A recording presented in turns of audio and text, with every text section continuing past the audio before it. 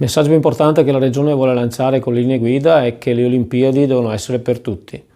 per tutte le persone che le vorranno seguire, che le vorranno vedere, che le vorranno vivere, siano essi atleti, accompagnatori, organizzatori, turisti da qualunque parte del mondo vengano, dovranno avere tutte le condizioni di accessibilità e inclusività che le linee guida auspicano e che vogliamo come Regione vengano effettivamente realizzate nel corso di quest'anno per l'evento olimpico dell'anno prossimo.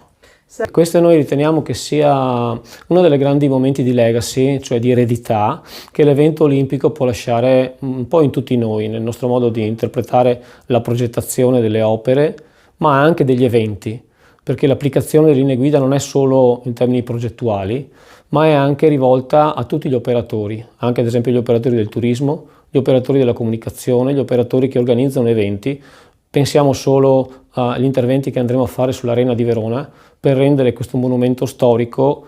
plurimillenario accessibile e inclusivo al tempo stesso.